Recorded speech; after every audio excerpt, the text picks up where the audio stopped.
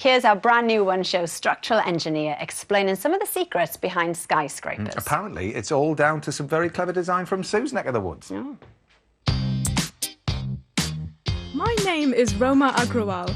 I'm a structural engineer, and for 6 years I worked on the tallest building in Western Europe, the Shard. I've been fascinated by skyscrapers ever since I was a child.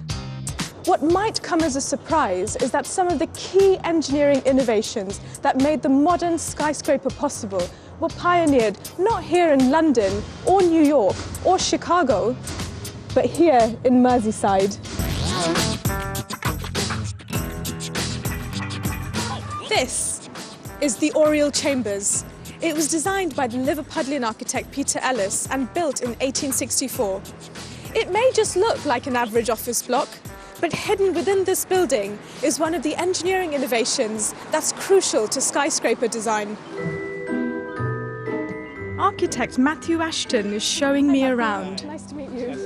Wow, this is brilliant. I mean, I particularly love this kind of bright orange column that's right in the middle of your office. In this building, the frame itself, which is in the interior of the building, is supporting the building. It takes the load of the occupants and it also takes the load of itself. It's the frame that's doing all the support.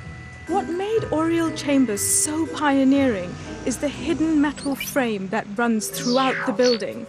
It's not the walls that keep the building up, it's this strong frame. Although it's not necessarily terribly high in the context of later skyscrapers, he needed to achieve height in the most efficient way possible.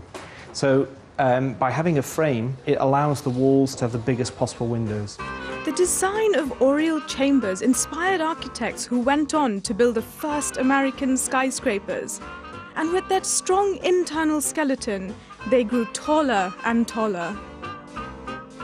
But it would be 9 decades before another Merseyside innovation would give the modern skyscraper something else it needed. Very large sheets of perfectly flat glass. The gherkin contains a colossal 7,500 individual sheets of glass. The method for manufacturing high-quality flat glass needed for skyscrapers was invented in 1952 by Sir Alistair Pilkington at the Pilkington Glass Manufacturing Plant. Managing Director Matt Buckley shows me how it's done. This is the furnace. We begin with our raw materials. Inside here we're heating it to 1600 degrees C. So that's actually hotter than a volcano. The traditional way of making high-quality flat glass involved passing molten glass through mechanical rollers and then grinding and polishing it to make it flat. Pilkington's revolutionary method was quicker and cheaper and involved floating the molten glass.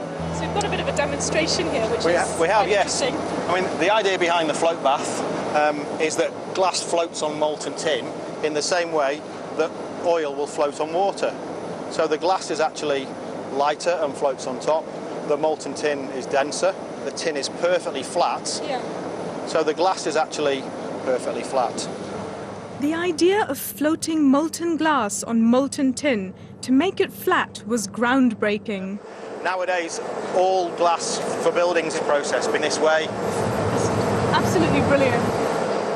Without the float glass technique or the revolutionary design principles pioneered in Liverpool, our city's skylines would look very different.